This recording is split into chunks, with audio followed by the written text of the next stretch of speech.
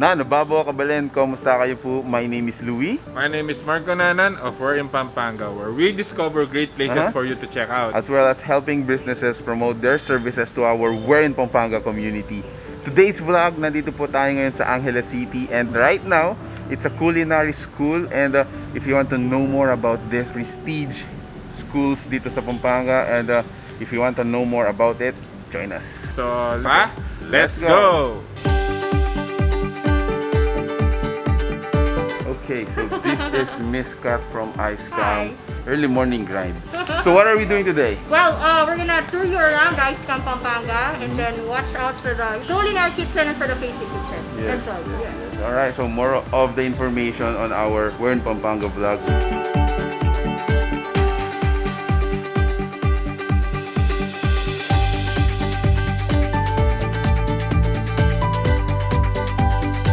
An exciting day because for a day we're gonna be a culinary student.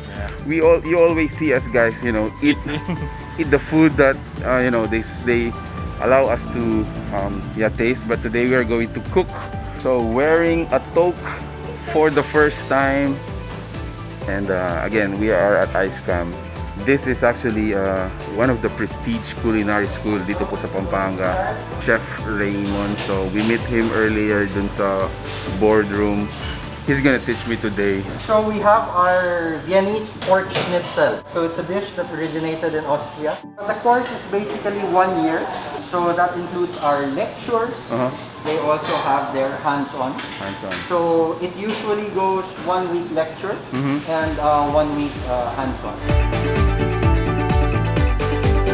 First and most important step is to, you know, clean your hands first before you handle anything. So dito guys, you use your knee to open yung faucet natin.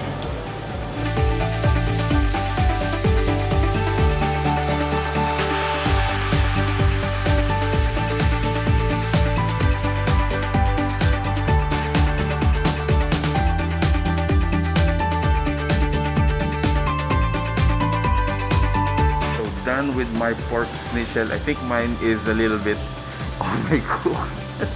Anyway, first time lang naman.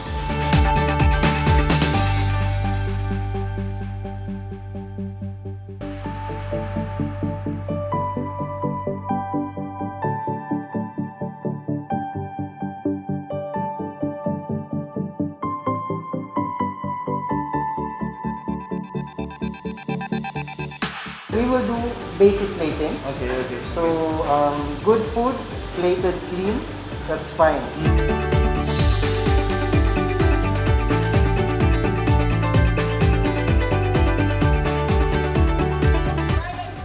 So we are transferring to another kitchen, and this time we're gonna do some pastries. I mean, who doesn't want sweets, diba? Who doesn't want sweets? All of us like sweets.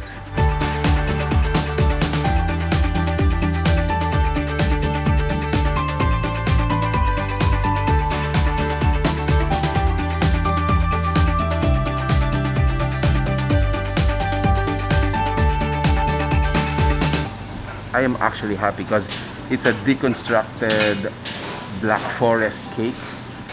Thank you so much, Chef. You're welcome.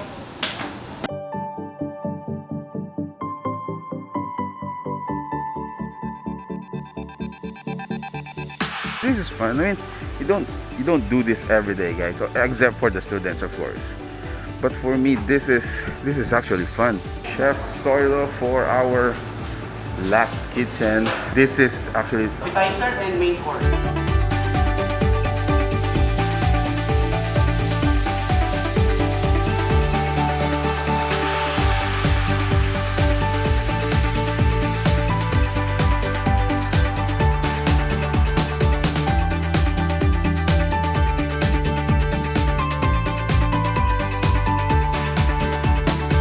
These are the dishes that we prepared earlier on this vlog. Okay, so once again guys, thank you for being with us in this video. Again, we would like to introduce you the people behind po dito sa Ice Camp. So once again, thank you so much Ma'am Kat and Sir Soilo. Thank you so much for having us. Paano po siya nag-originate? Ice Camp's been in the industry for 17 years. The first school is in Katipunan. They built another one which is in Cebu. 3 years again, this is Pampanga now. So this is the third? Yeah, this is the third one. Okay. So right now, we are offering 1-year courses, 6-month courses, and then yung multi-month courses. These are fundamentals courses, our bestseller courses.